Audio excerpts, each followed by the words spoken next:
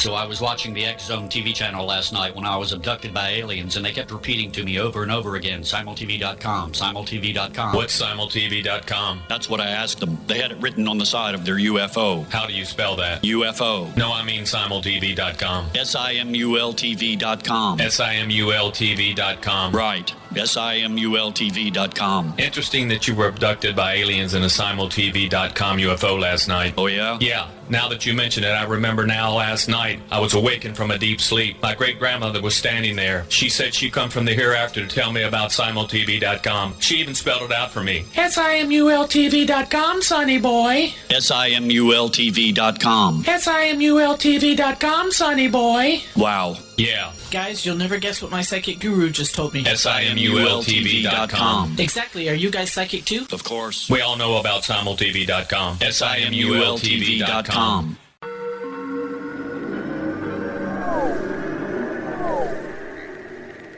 Roswell in the 21st century is a detailed re-examination of the Roswell UFO crash case. I have studied the evidence for more than 30 years, and I now put that evidence under a microscope in a cold case examination of the facts. These facts might not please everyone. They are based on my comprehensive investigation that took years to complete, but they do lead to the conclusion that whatever fell was not built on Earth. The Best of Project Blue Book is based on the 22-year-long investigation conducted by the Air Force. But the book goes far beyond that, bringing in evidence that was uncovered long after Project Blue Book was ordered terminated. Using facts that were unavailable to the Air Force investigators, I was able to prove that the Air Force manipulated the data and drew unrealistic conclusions about the UFO sightings reported to them. My different perspective shows there was more to Project Blue Book than even the Air Force knew. Both books are available at Amazon.com. Join Patty Conklin and Healing Within Radio each week. More than entertainment, Healing Within offers educational, useful tools for everyday life. Listen for help overcoming fear, anxiety, and depression. Patty knows about eliminating cancer, MS, dementia, Parkinson's, and a host of illnesses that we face every day. Life can be good. Life is good. All you need are simple tools to start changing your life. Start right now by visiting pattyconklin.com, PATTICONKLIN. No matter where you are in the world, you can work with Patty through Skype, phone, or in person, visiting one of her retreats in Georgia. Visit pattyconklin.com today or call our offices at 404-474-0086. That's pattyconklin.com or call 404-474-0086.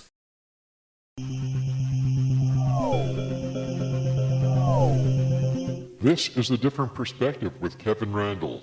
Kevin is a retired United States Army Lieutenant Colonel who has studied UFOs for more than 50 years. His military training has provided him with unique insight into military operations and UFO research.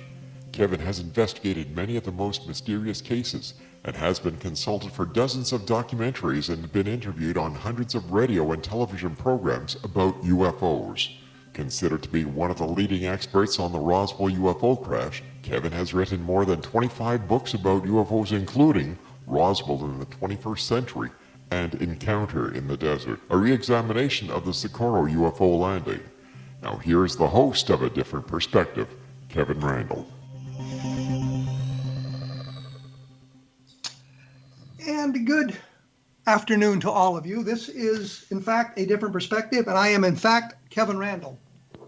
We were talking last time with Don Schmitt about LEN Springfield. We always planned this for 2 hours, for 2 shows, because what LEN was doing, his research was very important, and we didn't think we could cram everything into a single hour. And I know a number of people have written to me a number of times and suggested, please, expand the show, make it longer. And I'm thinking, gee, getting an hour done is quite the ordeal. Now they want me to do 2. Well, we're doing 2, so there you go. I'm not going to bother with introducing Don again. I think all of you know who he is. He's, like we've said before, he lives in Wisconsin. He's been around the UFO field for at least as long as I have. Well, we've worked together on a number of cases, including the Roswell case. We've visited witnesses all over the country, conferred on different aspects of the UFO phenomenon. Now, last week when we were chatting, we had just touched briefly on what happened to Len Stringfield's files, because he knew, given his illness, that he had to make some kind of distribution for his files, make some kind of plans for where his files would go. And there was discussion that I think it's fair to say CUFOS, mainly CUFOS, would be getting the files. And of course, that would have given Don and me access to everything as well. But there was an interloper who came in, and just as we had to break, Don, you were talking about that and the phone call that Len had received. Can we kind of touch on that again? And yes, and it was actually a term that you used quite often when the two of us were together, and that was third-party interference. That you and I couldn't come up with a witness that was good enough. We couldn't write a report that was, good enough. We couldn't do a book that was good enough. It was always a third-party, interloper, third-party interference that was always trying to shoot it down, that type of thing. And that was exactly what had happened as far as with Len, because the more we had worked with him, the more he confided to us, the more we personally visited with him in Cincinnati and then in Chicago, he finally came to the conclusion that he was going to turn his files over to the Center for UFO Studies, / Kevin Randle, Don Schmitt, that type of thing, that we would have full access. And when Len was dying in a hospital in Cincinnati, and the family was making an effort to track us down, talk to us.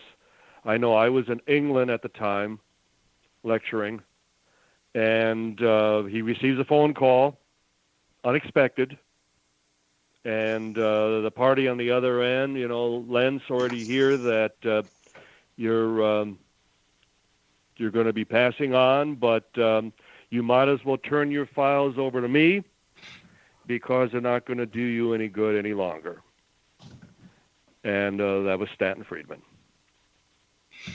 Well, I think... And then upon learning of Len's passing, you and we made every effort to try to, come to some agreement with the family. What would it take for us to smooth things over, come to, some new agreement that would still, honor Len's last wishes. Well, unfortunately, Len's last wishes were that no one's going to get the files. That if that's what all my time and effort, that's what my life has amounted to, that, well, give it all to me so I can take the credit for it. And sadly, here we are in 2020, and these files are still not available. And there's probably some very good stuff hidden away in there if we could get at it. Of course. And now his widow, Dell, she passed away just a year ago. And I had met with her a number of times since Len's passing. I stayed in regular contact, just making sure she was doing fine. And we would always bring up the files. And the door was still always open. And I'd like to believe it still may be open, but now I probably have to be careful because by saying that, someone's going to try, something behind our backs once again, and there's going to be that third-party interference. Well, I'm going to take us in a bit of a tangent here because it kind of helps us out, I think, in this discussion. When we were doing the Roswell incident book, I managed to arrange for publication of the book, UFO Crash at Roswell. And I remember we met with Stan, I think in Illinois, and I remember standing in the parking lot and he making this proposal to us that his name would go on our book. It would be number 3 on the book, and we'd only have to give him a quarter of the money. Right. Because he thought, I don't know why he thought that we should give him anything, because of all the research that he had provided for us was virtually nothing. And then when it became clear to him, at least, that we weren't going to do that, he wrote a letter to our publisher. Right. Suggesting that we had engaged in flights of fancy. Plagiarism. We had engaged in plagiarism. We were taking other investigators' research and using it as our own.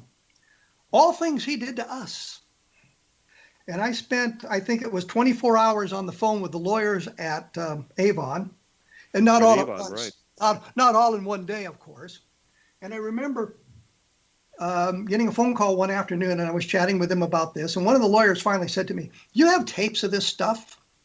And I said, "Yes, I do." And they said, "Thank you, goodbye." Because we can now prove what we had done and where all our information came from. But the upshot of this is in his book, and I'm not going to mention the name about the Roswell case, you can see that he took our research and published it as his own. He would say things like, in an interview conducted on blah, blah, blah, blah day with such and such, this is what that person said. And it would be research that you and I had conducted. That's correct. And in one case, he took the information that Bill Brazel had given us, Bill Brazel being the man, of course, that had found the craft in his field, or the remains of it in his field. He lifted that stuff, for page after page. And coincidentally, it was a British debunker, Christopher Allen, who alerted me to that. He had sent a note wanting to know if, where that information came from. Of course, it came from us, and we had the tapes, and we'd supplied those. Yeah. We'd supplied him to the Fund for UFO Research, and Stan got him that way and just copied that information without credit or attribution. So the things that he was accusing us of, he in fact did. But enough of Stan Friedman. Back to Len Springfield, who did very good work. Who was also constantly being attacked by Stan as to whose testimony regarding Jess Marcel was first, whose testimony was the most accurate, the most reliable, that type of thing. And then it's known as always setting yourself up in competition with somebody. And you and I, we experience that very often, where people would set themselves up against us instead of cooperating with us, because, as we've often said, any one of us solves this, we all win. Whatever it turns out to be. We can put this chapter to bed, and it's behind us, whatever. We all win. And so it would constantly demonstrate what their true agendas, their true motives were in all this. And it really had nothing to do with UFOs. UFOs just was the vehicle. It was the front, sad to say. And Len, when you consider, he wrote all of 2 books on the subject. The rest were self-published, his status reports. He was sharing the information he had with his colleagues with the hope that in his declining years that maybe they could follow up on it. And he did have plans. He did have intentions of turning over his material for future researchers. And we are not the reason that those files are still locked away to this day.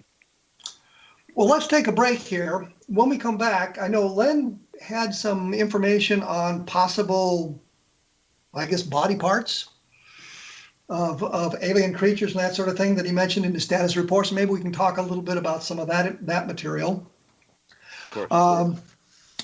I'll have more information up on the blog, of course, at www.kevinrandle.blogspot.com. And if you're really interested in the Roswell case, Don's got a book coming out, or is out now, about another book about Roswell. Mine is Roswell in the 21st Century. When we come back, we'll get the name of Don's book and some other information. So hang around. We'll be back right after this.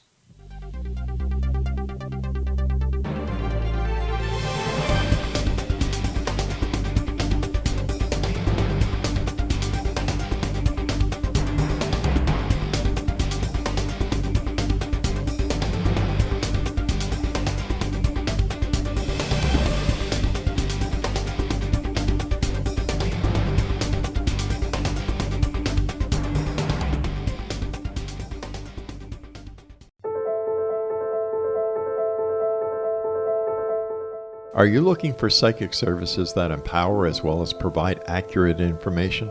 Jenny is a third-generation psychic with extensive esoteric training. A practicing professional intuitive for over 30 years, her accuracy is astounding. While most psychics can read what will happen to you if you don't change directions, Jenny understands the future is subjective. While there is a river of time we all traverse, that river has many waves, eddies, currents, and tributaries from which to choose.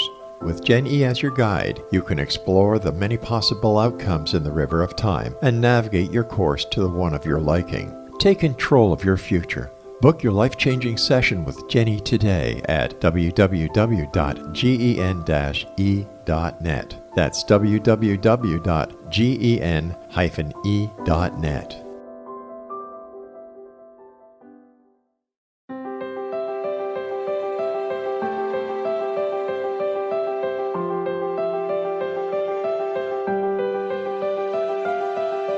Mission Evolution is dedicated to the well-being of the planet and animals, as well as the evolution of humankind. One major factor threatening all three is increasing toxicity.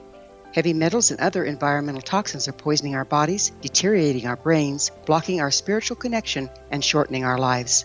Yet these poisons are extremely difficult to remove. I'm Gwilda Wiyaka, and I recently became aware of a product created from the marriage of nature and nanotechnology called Vitality. It's formulated from zoolite, whose crystalline structure binds toxins, gently carrying them out of the body. The light is only as clear as the window through which it shines. Clear your body, shine your light into the world. Visit vitalityhappens.com for a 20% discount. Enter code PATHHOME.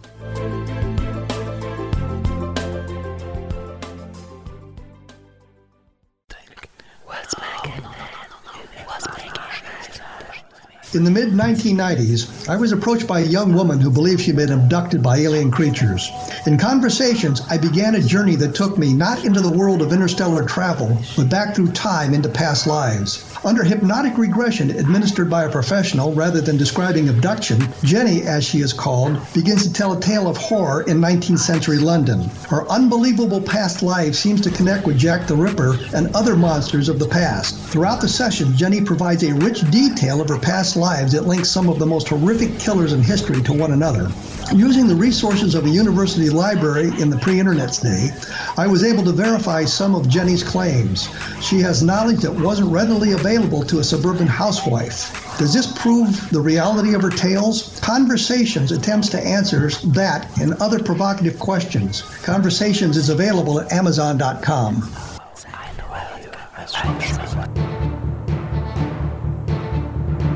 As I mentioned frequently, I'm here with Don Schmitt. We're talking about Len Springfield. I should point out that I'm really not here with Don Schmitt. We are engaged in social distancing just to be on the safe side. But we've been talking about Len Springfield. And before we went to break, I'd mentioned some of the information he'd gathered about body parts. Are you familiar with the Musgrove mandible, Don? Oh, yes.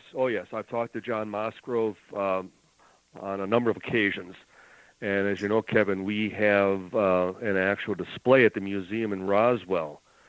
And John Musgrove actually created a cast relief from the original that had been discarded after it had been retrieved by those two officers, which he recognized one. Tell us about the case. Tell us about the case before we get into that. Well, Musgrove originally had served at Wright Pat, and then as far as a dental technician. And then he set up his own practice outside of the Dayton area with a number of colleagues. He had a boss who approached him on one occasion and brought him a mold of a mandible, a lower jawbone. And he needed a replica created for the next day. He returned the next day to retrieve it. And Musgrove described how he went to the sink thinking that it was just a cast mold from an actual mouth impression. And he'd have to rinse some blood and saliva off, and as he's cleaning it off, he's going, my God, this is the actual mandible. It's actual bone. and it's like nothing he's ever seen before. It doesn't appear to be human because it comes to a point, and there are no teeth. It's all gum line, and except for a couple of would be posts that would suspend the mouth, would keep it open, that type of thing that were still present. And the next morning, it's retrieved by his boss, and he says, "You didn't make this. Nothing happened. Where's the requisition? I need to sign something off." And he says, "You didn't see me. You didn't do anything." And then he takes the cast relief that he had made the replica from, and his boss crumbles it and tosses it into a trash can. So then he leaves, and Musgrove follows from a safe distance, and he watches him go out into the parking lot, and there he sees 2 Air Force officers with a briefcase. And he recognizes one that he had served with at Wright-Patterson. The other one he didn't, but nonetheless, they take the impression and the original. They place them into the briefcase, they shake hands, they leave, and Musgrove quickly races back to the lab, retrieves the crumbled impression from the trash can, and he restores it and makes another replica. And he placed that into a bank security box for the next 30 years before he turned it over to Carl Day, who was an Emmy Award-winning anchor reporter at the Fox affiliate. Then he went to the NBC affiliate in Dayton. So he alerts Carl Day to what he has in his possession. And Day, who knows of LEN's research on crash retrievals and specifically contacts at Wright-Patterson Air Force Base, he alerts LEN to John Musgrove's story as well, which then LEN would write up in one of his status reports with pictures of the jawbone relief and the testing that was done on it, and for all of the anthropological consultation regarding if it's not human, then is it of any animal species on planet Earth, and according to all of the consultation on the mandible bone, it is not human, it is not of any animal species on Earth. So Len was getting into more than just stories, more than just anecdotal accounts of what was happening. And he was also speaking with doctors. I know of 3 specific doctors that Len described who allegedly were involved in autopsy accounts from Wright-Patterson Air Force Base, suggesting let me ask a question. The only evidence that this mandible would be alien was that they were unable to identify an Earth species that had such a mandible. That's correct. Yeah, and then NBC Peacock also did some additional testing, and with additional anthropologists, I think from the University of New York even, and there too, they compared it to over 2,000 other specimens from around the Earth, and it did not match anything. But Musgrove didn't have an idea. Nobody said this is an alien creature to him or anything like that. No, there was no. So we're kind of making a leap here. We're kind of making a leap here that it was unidentifiable as anything Earth or of earthly origin. Or at least that for the scientists who were consulted, that none of them could link it with any species on Earth. Then that leap would be, well, if it's not from Earth, then where is it from? And then with Musgrove, the witnessing the 2 officers and the one specifically from Wright-Pat. So yes, we make that jump as well. But why would they, as officers from Wright-Patterson, want a replica of a jawbone, of a mandible, recreated? as to whose original provenance. Well, you mentioned in your discussion here that Len knew of 3 doctors who had participated in alien autopsies. Did any of that link to Roswell, or is it just sort of they had this experience with alien bodies? It did not, or at least Len's accounts did not link it in any way to Roswell. It just was kind of floated out there that these were doctors, and as you recall, Kevin, they described in great detail the biological, the physical composition of the bodies, their internal organs, how they were very similar to human beings in that regard, that type of thing. Len was able to quote, some of them very specifically in regards to their physical makeup. Other researchers, I know there was one in Illinois that claimed that they were in contact with one of Len's doctors and tried to make the connection to Roswell, but we failed to make that comparison, and it would not have been in 47. It was in the early 50s, at least when they were stationed at Wright-Patterson.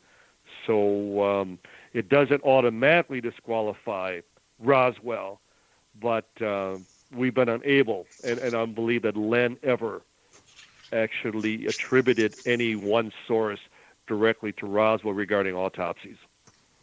But he did have a number of doctors talk to him about that.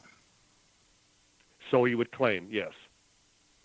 I'm just wondering, I know that one of the last investigations he got involved with was in the Kalahari Desert, wasn't it? Yes.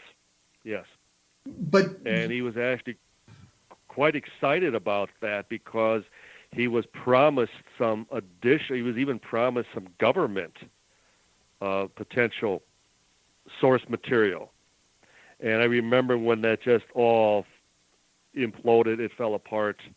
And see, again, just like Hynek, and as we ourselves used to say in Racing with the Undertaker, Len realized that his days were numbered, and he was hoping for that one smoking gun. He was hoping that something was finally going to provide, the physical evidence or the documentation necessary to prove that he wasn't just on this flight of fancy for all those years.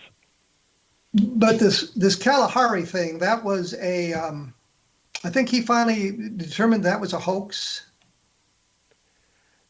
Mainly because the sources were never able to provide the information promised. And I think he just gave up on it. These were members of the South African Air Force? That's correct. And I remember speaking with Len at that time when he was still very optimistic because from one of the sources he had been promised some actual government corroboration, that he was going to be placed in contact with either someone at the United Nations or someone with the State Department, someone that was going to be able to at least provide the bona fides of someone involved. And it just, I remember week after week where anything new, Len, and it just dried up. It dried up to the point that even the original source turned out to be illegitimate. Well, we're going to have to take a break here, talking about Len Stringfield, his work on crash retrievals. I'm with Don Schmitt. His website is roswellinvestigator.com. Mine is www.kevinrandle.blogspot.com. My book on Roswell, of course, is Roswell in the 21st Century. My last book is The Best of Project Blue Book. And Don, your latest book is? Roswell, The Ultimate Cold Case. Don't know why I can't remember that. For some reason, my mind just refuses to plug it in. We will be back with Don Schmitt talking about Len Stringfield right after this, so please stick around.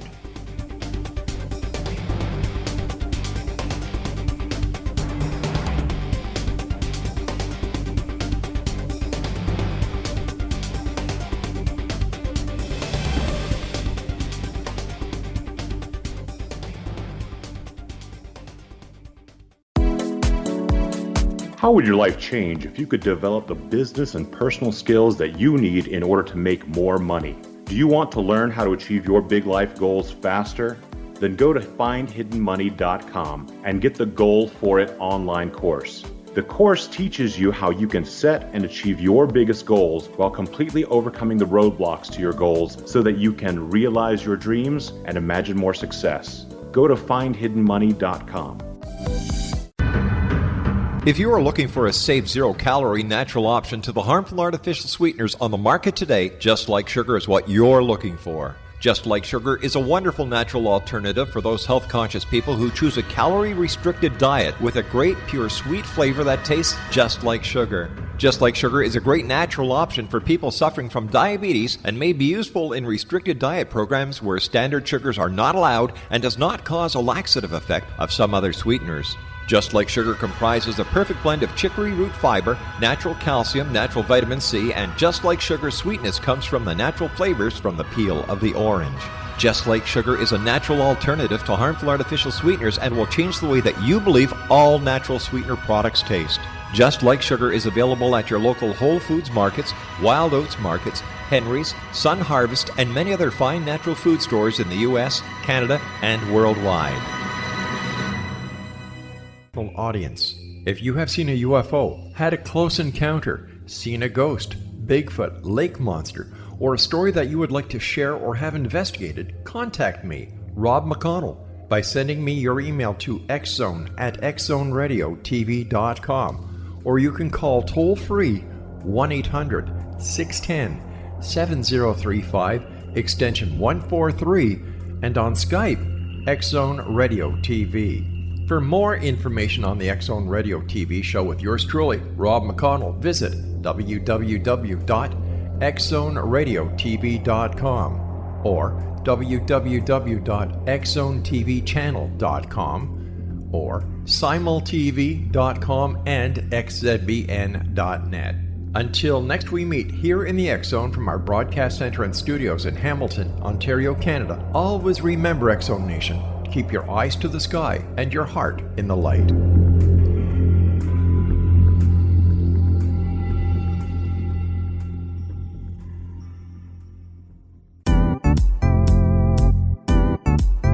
Memorable dynamic presentations are a not-so-secret weapon in the business world.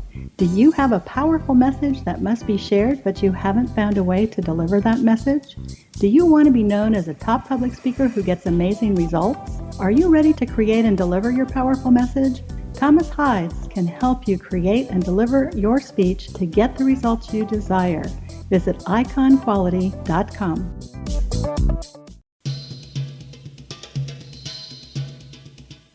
Don Schmitt and I are discussing Len Springfield and his research on crash retrievals, which I think is a topic that interests quite a few people.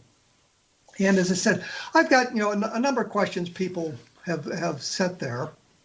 And I really don't know the answer to this, and I don't know if Don does either, but did Len ever try to correlate any of the reports to things from Project Moondust or reports of other recovered debris like that? Do you know of him trying to do that? If he did, he never discussed it with us, and he never publicized that fact. Personally, I think the first time you and I learned of Moondust was through Cliff Stone down in Roswell. And so we may have mentioned it to Len thereafter, but there's no indication, and again, there's nothing in his status reports that he ever tried to correlate.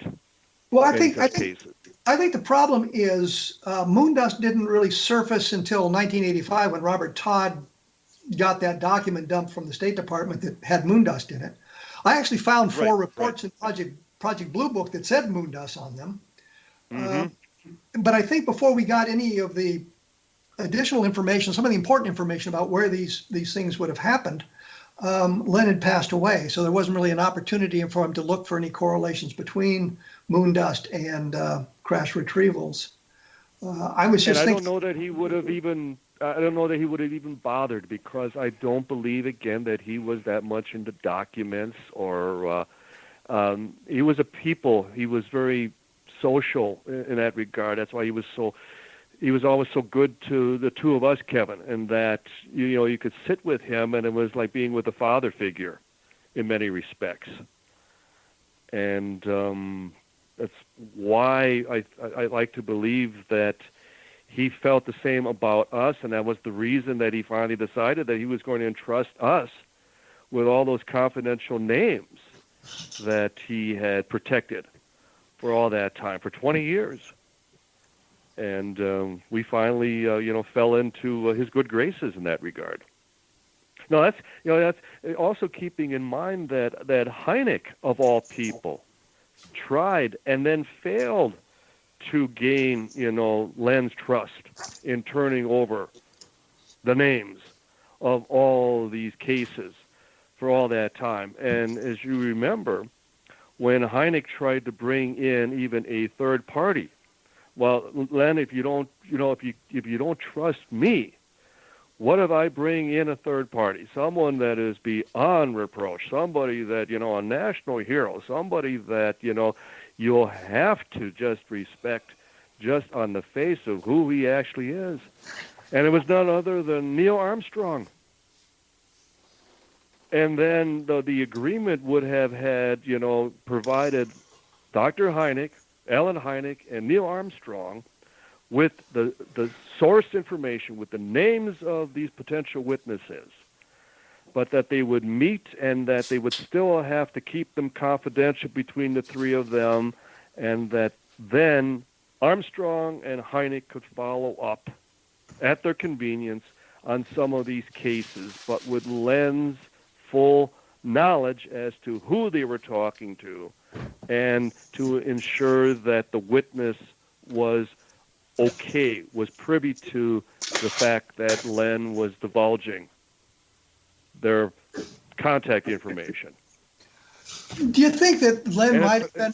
Do you think Len might have been a little leery of Hynek because he worked so long for Project Blue Book? Oh yes, I have no doubt of that.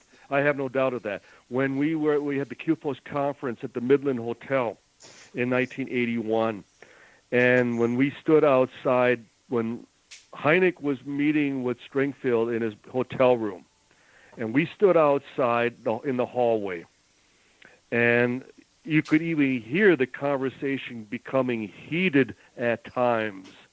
And then after an hour, Hynek exits, and all he says is, Len, I feel very sorry for you. I feel very sorry for you. So we saw that Alan was walking out, without the goods delivered, that Alan had failed once again. And I know that because as we were then aware of the fact that Alan was still connected, that he still had a top security clearance up to the time he passed away in 86, that Len didn't trust him, that Len was concerned that whatever I give Hynek, who knows who he then in turn would provide it to. So I'm sure that always would put the brakes on, especially with any agreement regarding Hynek. Well, let's be fair to Alan Hynek. I mean, you knew him very well. Was he still part of the intelligence community at that time, and would he have turned the information over to the government? I saw nothing to suggest that Alan ever betrayed any one of us or turned over anything. He may have been kept on a short leash, and we know that he was still making trips down the right path post Blue Book, even up till the fall of 73. Jenny Zeidman, his former secretary, described that there was a ceremony, and Hynek was presented with an author's award in the fall of 73 on his book UFO Experience. And they were sitting at the table before Hynek was brought up for the presentation. And somebody at the table brought up Crash Retrievals. And Alan and Dr. Hynek played dumb. Ask me anything about UFOs except that. And he whispers to Jenny Zeidman that I just got word that there was a recovery near Holloman Air Force Base. Now, Jenny wrote about this, so I'm not divulging any secrets here. This is nothing that you can't find online, but Jenny talked about this. And Jenny, we both knew personally. She just passed away some months ago now. But Hynek makes this comment to her privately about a crash retrieval near Holloman in Alamogordo, New Mexico. And then he adds, and there's talk that there were bodies recovered. So Jenny leans over and says to him, "Where did you hear this?"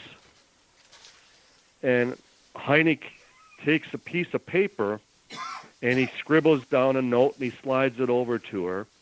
And according to Jenny, it reads, "The Air Force."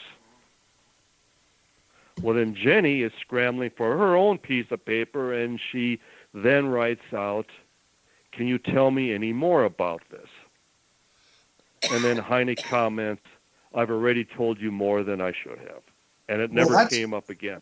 That's true. He really had told her more. Do we have any idea of the time frame for this Holloman crash retrieval? Only Hynek claiming this in the fall of '73. That's when the awards ceremony took place for his book, UFO Experience.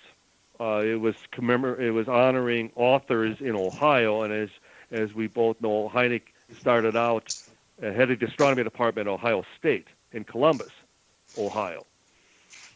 And so they were recognizing his work as far as being a former teacher in Ohio in that regard. But no, I have no idea. And then when we tried to, there was some talk, even in regards to Roswell, that there was an MP unit that came over from White Sands, that type of thing, and that even some testimony that some of the Roswell wreckage wound up at Holloman years thereafter, that type of thing. And Tom and I wrote about this regarding certain witnesses like Colonel Sidney Johnston and the connection to Roswell in that regard. But regarding returning to Hynek, no idea what particular case or what year that may have been connected to. So we're just kind of one of those anecdotal stories that we hear so often. I mean, it's kind of like, what's his face from Albuquerque? You know who I mean, the guy that invented the atomic trigger. We would visit when we were there. Chester Lytle. Yes. And his story, correct. And his story about Blanchard on the flight coming back from Alaska, yeah. Mentioning the bodies too, Chester Lytle. So I mean, it's an interesting story, but there's really no place to go with it. No, unfortunately, and then we're left with the source of the story. In this case, that would have been Chet Lytle, and certainly, he would have had his GS rating was that of a 16, which is of a general rank as a civilian, and for all his connections, even with the presidents of the United States. So yeah, he's in very high regard in that situation. But I guess I mentioned that only because these stories have been floating around for all these years, and here's Hynek in '73 telling Jenny Zeidman about what he supposedly just heard from the Air Force, of all places, that type of thing. So are these just carrots that are being dangled? See what we do? And we know that all of the so-called, whistleblowers that Len Springfield had, more times than not, they were just blowing hot air. No doubt. But all it takes is one. Let's break it off there, and we will be back in just short order with some more information about Len Springfield and what was going on. The site is roswellinvestigator.com. Mine is www.kevinrandle.blogspot.com. We will be back right after this, so please stick around.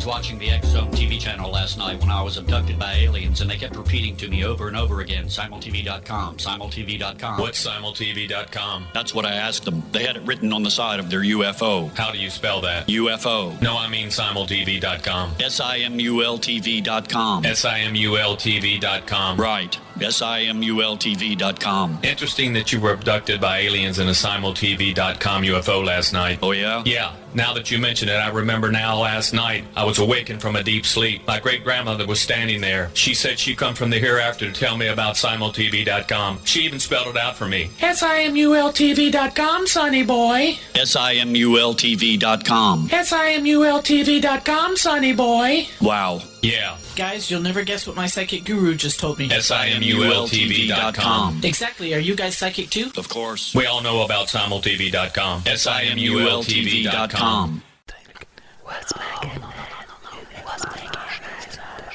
In the mid-1990s, I was approached by a young woman who believed she'd been abducted by alien creatures. In conversations, I began a journey that took me not into the world of interstellar travel, but back through time into past lives. Under hypnotic regression administered by a professional rather than describing abduction, Jenny, as she is called, begins to tell a tale of horror in 19th century London. Her unbelievable past life seems to connect with Jack the Ripper and other monsters of the past. Throughout the session, Jenny provides a rich detail of her past lives that links some of the most horrific killers in history to one another. Using the resources of a university library in the pre-internet day, I was able to verify some of Jenny's claims. She has knowledge that wasn't readily available to a suburban housewife. Does this prove the reality of her tales? Conversations attempts to answer that and other provocative questions. Conversations is available at Amazon.com.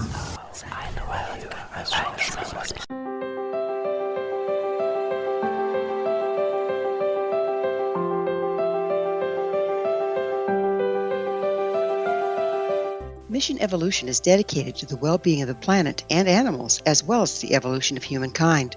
One major factor threatening all three is increasing toxicity. Heavy metals and other environmental toxins are poisoning our bodies, deteriorating our brains, blocking our spiritual connection, and shortening our lives. Yet these poisons are extremely difficult to remove. I'm Gwilda Wiyaka, and I recently became aware of a product created from the marriage of nature and nanotechnology called Vitality. It's formulated from zoolite, whose crystalline structure binds toxins, gently carrying them out of the body. The light is only as clear as the window through which it shines. Clear your body, shine your light into the world. Visit vitalityhappens.com for a 20% discount. Enter code PATHHOME.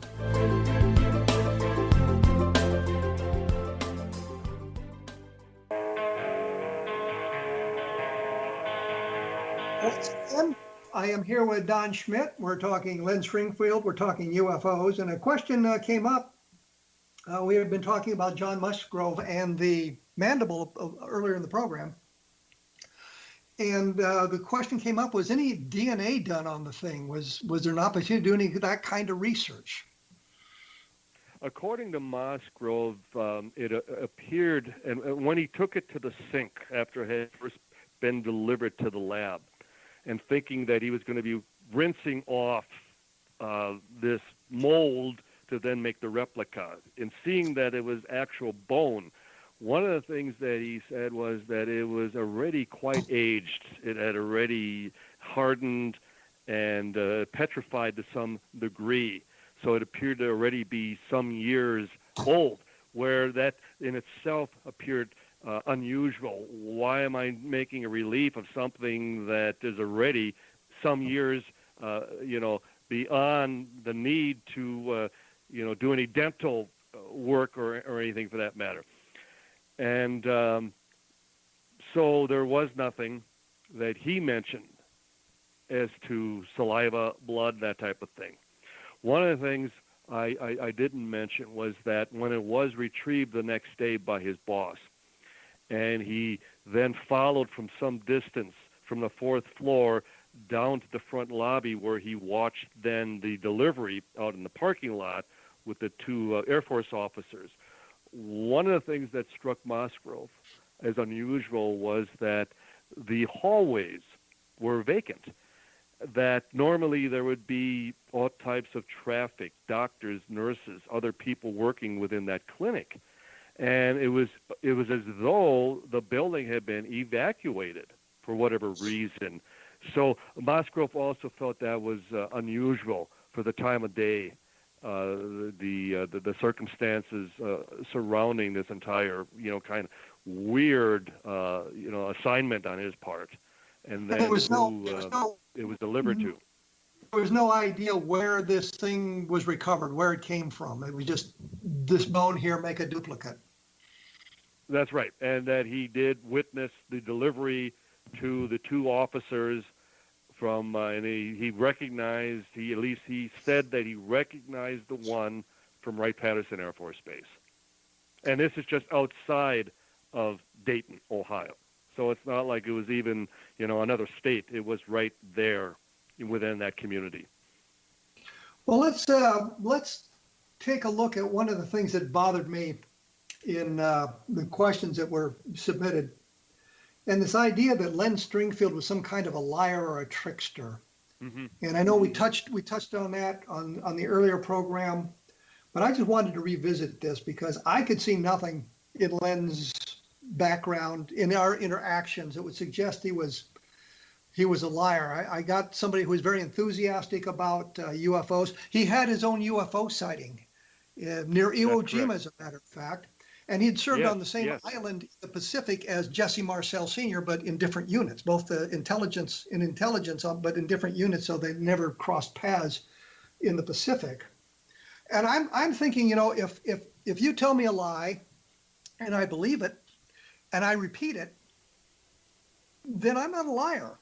I'm repeating what I believe to be the truth.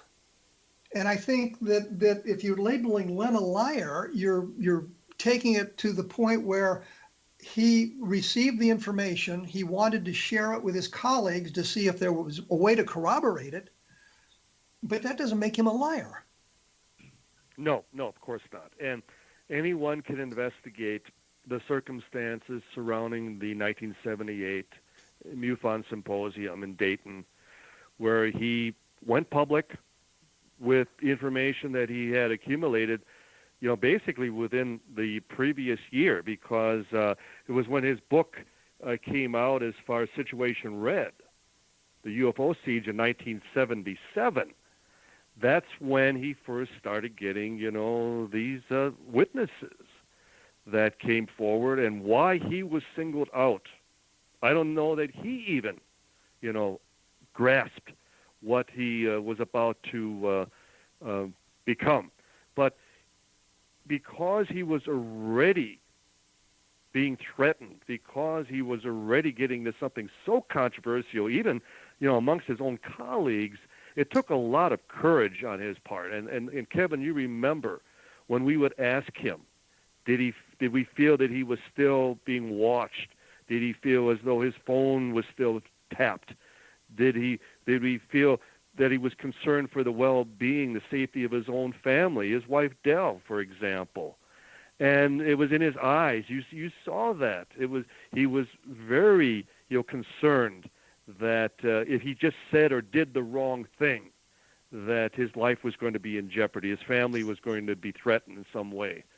So this was, these were not the actions of a liar. These weren't the actions of a charlatan, anybody who was looking for publicity or notoriety. No, he was elected. He served admirably as far as in this role, and he took all of it with him, as far as sadly, but he was a man of his word, and I think that was the main reason that others sought him out, and many of them used him as their launching pad to disclose information that maybe they, would have been in violation of security should they have gone public. They found in Len Stringfield, a most admirable, courageous individual who you and I, could honestly say we were very honored to have known him. Well, I think a note of his integrity is, even though he trusted us with the research and knew that we were attempting to learn where the truth was, he still protected the names of the witnesses that he was given in confidence. And as we said in a prior program that I think he wanted to help us as much as he could without violating those confidences. And he did what he thought was right to help us with our research. But I just am astonished that people would think, and I guess it's because of, well, is alien visitation? Len clearly thought there was alien visitation, and if you're in the camp where there is no such thing, ergo, if you suggest anything otherwise, you must be a liar. I think that might be where it comes down to. It has nothing to do with evidence. It has nothing to do with research. It has to do with belief structure. And if I truly believe there's no such thing as alien visitation, and you tell me there is, and you've got this information, then to me, you must be lying, even if the information came from somebody else. And I think that's where we get into the problem with Len being a liar. It's he gathered the information and shared it with others to see if it could be corroborated, to see if there was a place to go with it. Precisely. And the fact that you and I verified that a number of his witnesses actually existed. He allowed us to talk with them. They turned out to be stationed at the Roswell Army Airfield in 1947. These were actual, eyewitnesses to, circumstances that were described to us by others. And in the case of Lloyd Thompson, Len's witness Tim, it led us to other witnesses who corroborated that very same flight. So that all bodes, very well as far as Len's credibility, in that when he did enable us to follow up on these storytellers, they were actual eyewitnesses. They came to him. He didn't seek them out. And that was, the one thing that you and I often commented, that when a witness came to us, red flags would immediately go up, vis-a-vis Gerald Anderson, that type of thing. It was much better when we had to track them down. And reluctantly, they would often ask, now, how did you even find me? Because the last thing they wanted to do was volunteer the information. And they found in Len Stringfield someone they could trust and reveal stories that they most likely couldn't even share with their own families.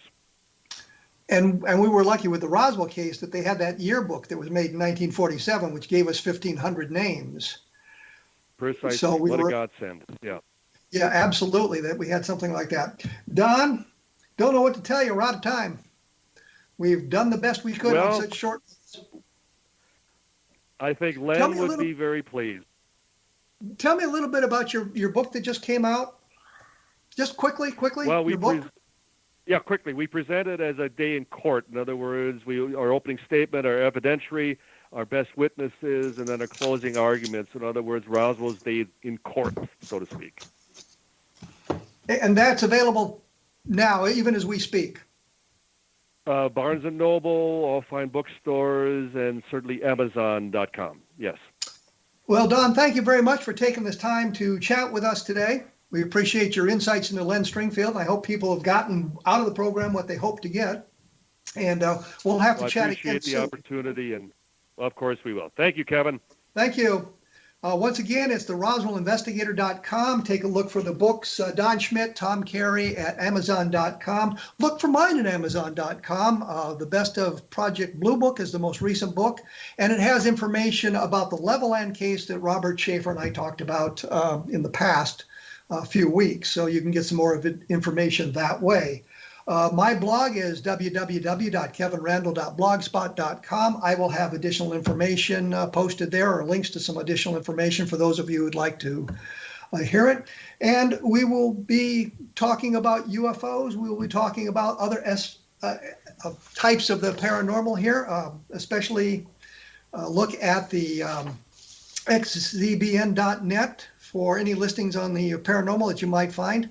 You have been listening to A Different Perspective on the X Zone Broadcast Network, so please keep listening, and thank you for tuning in.